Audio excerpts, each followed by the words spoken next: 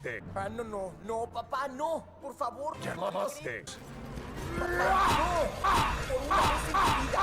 Por favor. El pasado 24 de junio del 2022 se estrenó la película El monstruo marino en cine y posteriormente el 8 de julio en Netflix, que es donde yo la vi. Tenía curiosidad por esta desde que vi su tráiler y el día que me di cuenta de que ya estaba disponible estaba buscando un tema para el siguiente video, así que ¿por qué no? Pero más que una reseña, este video terminó siendo algo así como ¿por qué esta película me hizo apreciar aún más a Cómo entrenar a tu dragón? A pesar de que en teoría no tengan ninguna relación. Con esto no quiero decir que considere que esta película es una copia de esta otra, pero debido a que ambas tocan temas muy similares como la caza furtiva, la brecha generacional y el malentendido entre las dos especies, además de que ambas son películas animadas hechas en CGI para toda la familia, es casi imposible para mí no compararlas. Desde ahora advierto que el video contiene spoilers. Si lo que quieres es una reseña rápida antes de decidir si verla, te diré que si te gustó Cómo entrenar a tu dragón, es probable que esta también te guste. A mí en general me gustó. Retomando el tema, hablemos primero de la película de Netflix. Esta película fue anunciada en el 2018 con el título de Jacob and the Sea Beast. Fue dirigida, escrita y producida por Chris Williams,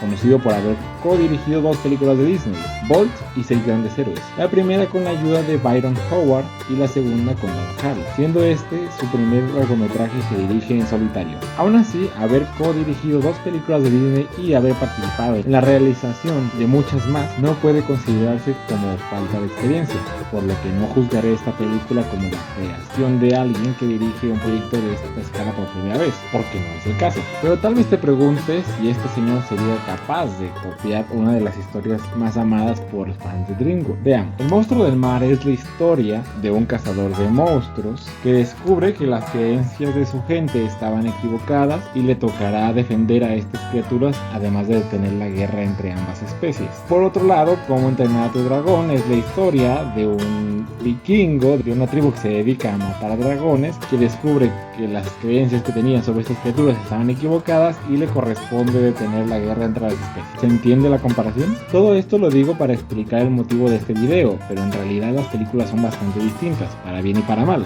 Para mal del monstruo del mar la mayoría de las veces, pero llegaremos a eso después. Primero daré por hecho que ya viste Cómo entrenar a tu dragón 1, si no la has visto te sugiero que la veas, porque pasaré directamente a resumir El monstruo marino. La película comienza con un niño flotando en el mar, niño que posteriormente se convertirá en el protagonista de la historia. A lo lejos se alcanza a ver un barco en llamas y justo después el primer monstruo marino de la película. Buena escena y buena presentación. Continuando con la película tenemos otra escena introductoria, esta vez con una niña leyendo un libro que sirve para dar contexto. Hay monstruos gigantes en el mar, la gente les teme y los cazadores los cazan, ese es el contexto. También sirve para introducir a esta huérfana que se escapa al terminar de leer. La siguiente escena es tal vez la más entretenida de la película. Vemos a la tripulación del Inevitable, que es como se llama que es el mejor barco que hay para esta profesión, comandado por el Capitán Crow, que es una especie de Capitán Ahab. Este grupo intenta atrapar a Ráfaga Roja, que es básicamente Moby Dick, pero en el camino ven a otro barco de cazadores que está valiendo verga y debido al código de los cazadores tienen que ir a ayudarlos.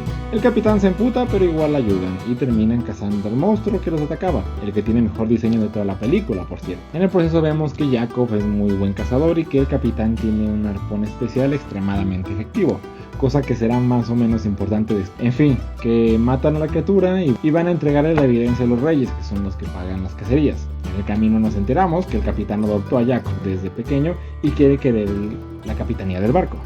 En el palacio discuten con los reyes y un general, y eso resulta en un concurso. Si los cazadores no matan al Ráfaga Roja antes que los soldados, la corona dejará de financiar a los cazadores. Por lo que zarpan a toda prisa. Poco antes de dar con el monstruo descubren que la huérfana se subió de polizón al barco, pero la dejan estar porque no tienen tiempo de regresar al puerto. Encuentran al monstruo y le clavan un arpón a modo de arnés para no perderlo, lo que casi provoca que todo el barco se hunda. La niña comienza a cortar la cuerda, ya que nadie más en la tripulación se atreve a desobedecer al capitán. Crow lo ordena a Jacob que la detenga, pero este no lo hace.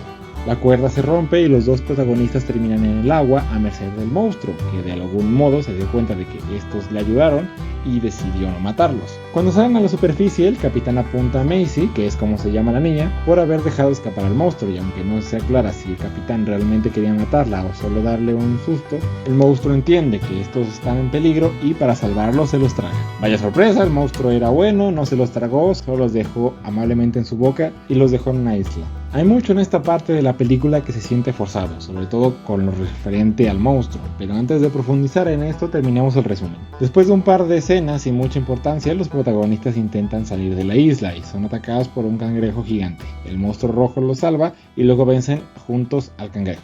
El barco que tenía se estropea, pero Macy logra decirle al monstruo que los lleve. Y es durante este proceso y el posterior viaje encima del monstruo que Jacob cuestiona la naturaleza de su profesión y descifra que la edad oscura donde los monstruos marinos atacaban las costas, que fue descrita al inicio de la película en lo del libro, era mentira. Al mismo tiempo que estos dos tienen desarrollo de su relación padre-hija. Que si no tienes a nadie, que yo tampoco, que te voy a dejar en el orfanato, que me adoptes y bla bla bla bla. Mientras ocurre esto, el Capitán Crow va a hacer un trato con una especie de bruja para que le dé un arma, a pesar de que toda la tripulación está en contra, y no deja de advertir que hacer tratos con ella es muy malo a la larga y que no sé qué. En esa parte también se da a entender que ella fue quien le dio el arpón del que hablé antes, el que era súper efectivo contra los monstruos. Total, que el capitán accede a comprarle esta arma a cambio de todo, al parecer, pero jamás se aclara a qué se refieren con todo, ni se llega a ver las consecuencias de este trato,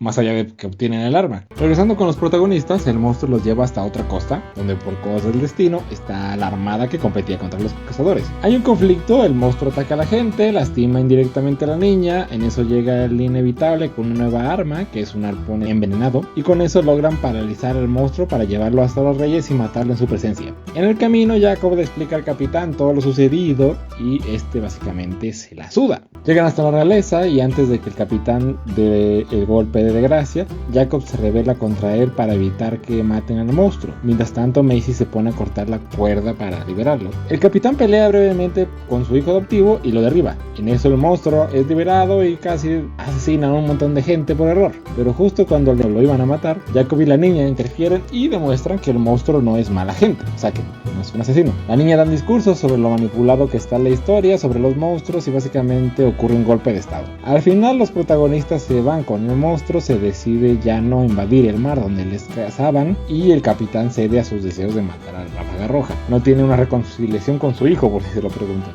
Y la película acaba sin cuestionarse qué harán toda la gente que trabajaba de cazador o el propio Jacob, ni cuáles fueron las consecuencias del trato que hizo el Capitán Crow. La película en general hace un buen trabajo en tocar el tema de la caza furtiva, pero es otra historia con los personajes. Ninguno es insoportable, más bien diría que los principales son bastante carismáticos, pero en su mayoría tienen motivaciones y arcos de personajes bastante débiles, exceptuando al capitán, ya que tenía una historia bastante personal con el monstruo. Si no lo mataba, todos los de su profesión se iban a quedar sin trabajo, además de que para cuando hace el trato con la bruja creía que el monstruo se había comido a Jacob y a la niña, además de que su temperamento quedó muy claro desde el principio de la película. Yo diría que por lo menos las decisiones del capitán se sienten bastante justificadas. En cuanto a Jacob, si bien no es mal protagonista, tampoco es una maravilla. Él tiene dos arcos de personajes, uno donde decide dejar de matar monstruos gracias a la niña, que ocurre casi por completo en el segundo acto y que finalmente concluye en el 3 cuando se rebela contra el capitán, y el de decidir formar familia con ella, con la niña, que sería más o menos el arco global. El problema es que el primero es más o menos orgánico, pero el segundo se siente bastante secundario. La trama tiene evidentemente otras prioridades, no puede concentrarse tanto en desarrollar la relación entre estos dos, y aunque no queda mal, tampoco es especialmente conmovedora. El principal problema aquí, creo yo, es la separación de ambos arcos. Déjeme explicarme. En Cómo entrenar a tu dragón también hay dos arcos de personaje para Hippo, que es el protagonista, y ocurren a la vez. El primero es la cuestión de las costumbres de su gente, lo que hace que pase de ser alguien que quería matar a un dragón a toda costa para que la gente lo respetara, a ser alguien dispuesto a arriesgar su vida para salvar a su amigo dragón. El otro arco es el de él formando una amistad con Chimuelo, o Desdentado, o como se llama en tu región.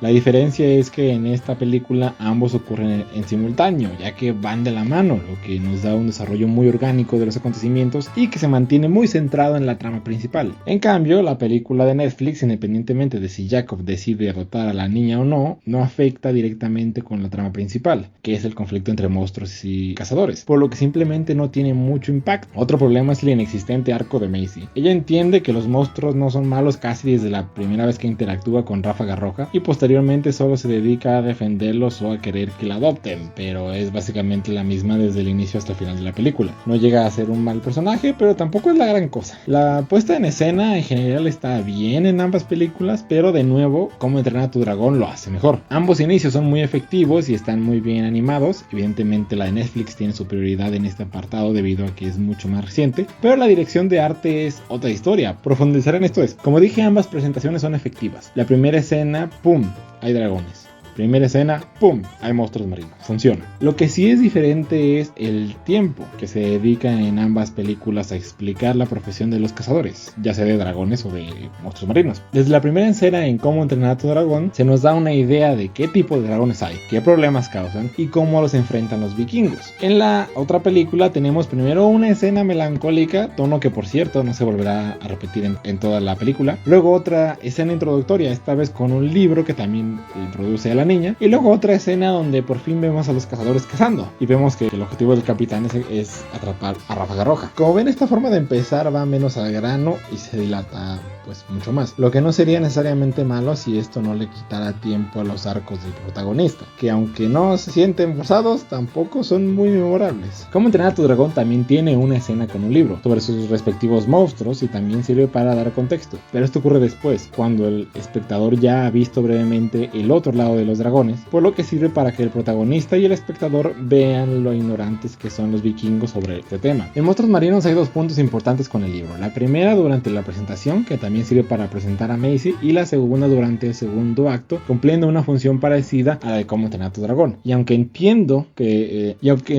por qué están ahí esas escenas, prefiero cómo se usó el recurso en Cómo entrenar a tu dragón. Creo que se empieza a entender mi punto. Con este apartado pasa como con casi todos los de la película. No es que esté mal, pero Cómo entrenar a tu dragón simplemente lo hizo mejor. La pelea contra Ráfaga Roja, que es el primer acercamiento entre el monstruo y los protagonistas, es bastante inferior a la de Cómo entrenar a tu dragón, debido a que a primera vista no deja del todo claro por qué este intentó salvarlos y tiene que explicarlo después con diálogo, cosa que no ocurre con Hippo y Chimuelo. Hippo decide liberarlo por lástima en lugar de matarlo y esto provoca que el dragón no le haga daño. Funciona perfectamente. Además de que el diseño de arte de Ráfaga Roja, ya que estamos, y los monstruos en general le falta carisma, en mi opinión.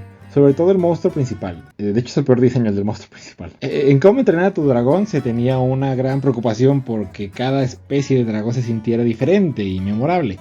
Se toma el tiempo de apreciar cada una, de presentártelas, darte tus características. Los diseños son simplemente muy buenos, mientras que en la otra película, si bien no son malos diseños, insisto, no son malos diseños, no tienen el mismo carisma. En cuanto al clímax, más de lo mismo. El monstruo marino tiene un desenlace con sentido, que no se siente del todo inverosímil, pero que en su apartado artístico no es muy interesante. Se supone que es un acontecimiento dramático, pero todo ocurre a plena luz del sol, con cielo perfecto y despejado, con una dirección que no es mala ni muy destacable, y en general sin un apartado artístico que complemente el peso de los acontecimientos. En cambio, Cómo entrenar a tu dragón ocurre en un escenario desesperanzador, repleto de humo, que le da lugar a una atmósfera asfixiante, una paleta de color apagado y una puesta en escena en general emocionante, además de que supieron generar tensión hasta ese momento. Justo antes del enfrentamiento, podemos ver a los vikingos avanzar en extremo silencio por un archipiélago en el que apenas se distingue algo a 2 metros de distancia. No quiero explayarme más con esto, pero en resumen, el monstruo marino hace generalmente bien todo lo que hace Cómo entrenar a tu dragón, pero un poco peor. Y en conjunto queda una película pues mucho menos memorable. Insisto en que no me parece una mala película y no la considero una copia de Cómo entrenar a tu dragón, pero al tratar los mismos temas y de forma muy similar, me fue imposible no compararlas, lo que de alguna forma me hizo apreciar más los pequeños detalles que hacen que esta otra película sea tan buena. A pesar de esto, te sugiero que la veas si te da un mínimo de curiosidad. y de paso me pongas tu opinión en la caja de comentarios. Y si descubres algo que se me pasó por alto sobre el trato que hizo la bruja con el capitán, que parece no tener ninguna resolución o consecuencia, por favor díganmelo. Eso es todo, gracias por ver. Recuerden suscribirse. Le doy gracias a Sergey por echarme una mano con la edición del video. Nos vemos en 2 semanas.